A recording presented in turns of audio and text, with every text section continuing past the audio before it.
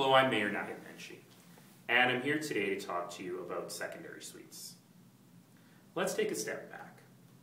In Calgary, we have somewhere between 10,000 and 50,000 existing suites in people's homes.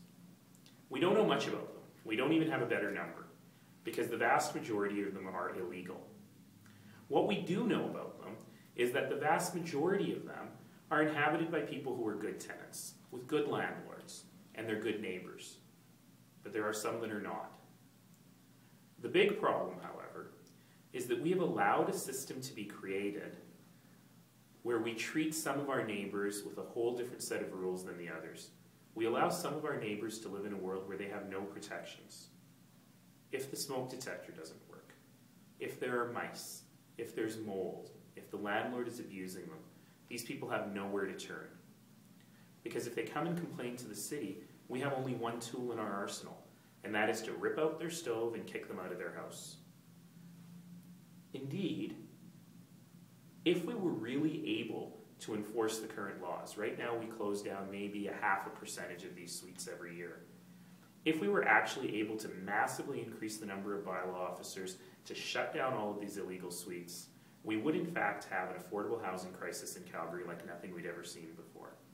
Let's keep in mind that I will happily stand with the Minister of Housing and I'll cut a ribbon for a new affordable housing government complex that maybe will have 200 or 300 units a year, and we'll be really proud of ourselves for building that many units a year. How in the world could we replace tens of thousands of private sector supplied units that we have now with government-run affordable housing units? It's incomprehensible. So what we really need to do is bring our neighbors into the light, to make sure that our neighbors have the ability to live in safe, legal rental accommodation.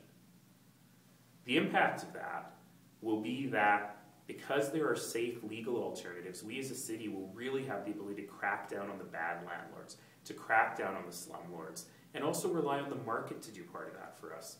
Because if there is a safe, legal alternative, who would want to live in an illegal, unsafe alternative? Every other major city in Canada has done this already.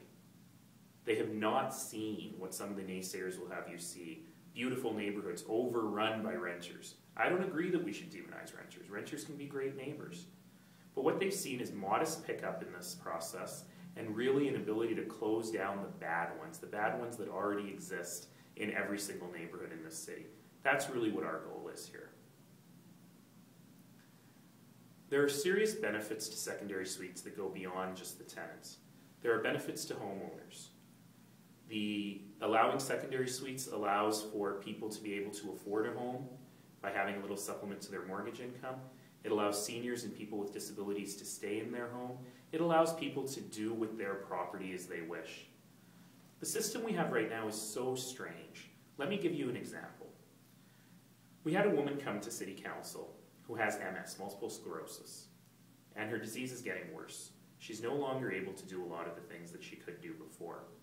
In particular, it's hard for her to shovel the snow, it's hard for her to keep up the yard at her home. But she wants to stay in her house. She doesn't want to have to move into community care that costs all of us so much. Now, she'd have a number of options. She could get 10 roommates. She could move into a condo and rent out her entire house to a university fraternity. She could do any of these things and City Council would never be involved. What she wants to do is rent her basement to someone she knows for very cheap rent in return for that person helping out around the house and in the yard. And between the two of them, they've got 2 cars, they've got off-site parking for those 2 cars, off-street parking for those 2 cars. Their neighbor across the street, by the way, who doesn't have a suite, has 9 cars and parks them on the street. But because this woman wanted to put a stove in the basement and have a little bit of privacy, that's really what we're talking about. Not the ability to rent a house or get roommates, the ability to put a stove in the basement. Because she wanted to put a stove in the basement, she had to come to City Council, spend thousands of dollars in 18 months and come to City Council and stand in front of 15 strangers live on TV and reveal the most intimate details of her life. What does her disability allow her to do and not do? What is her income? Is she able to work? What are her plans for her life? These intimate details live on TV in front of strangers. She had to beg for the ability to do with her property what she wanted to do.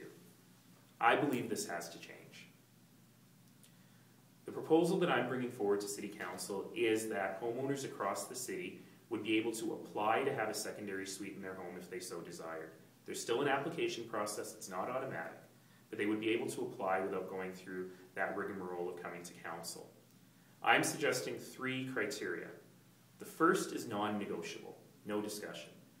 The suite has to meet fire and safety code, and we're working with the province to make sure that the building codes are reasonable.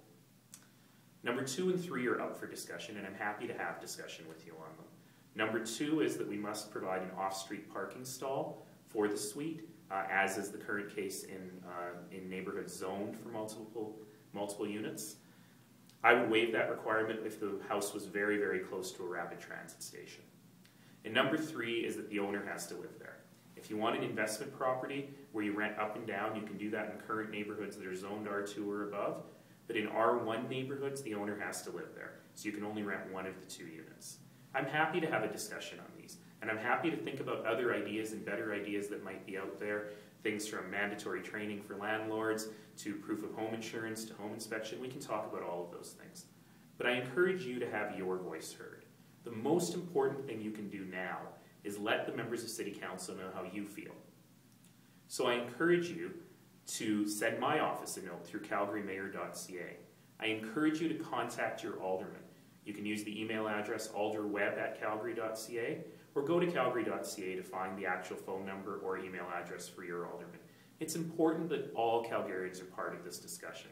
We have to change the system we have now, and we have to come up with a better solution together. It's all part of building that better Calgary that we all need and making sure that we look after all of our friends and neighbors. Thank you.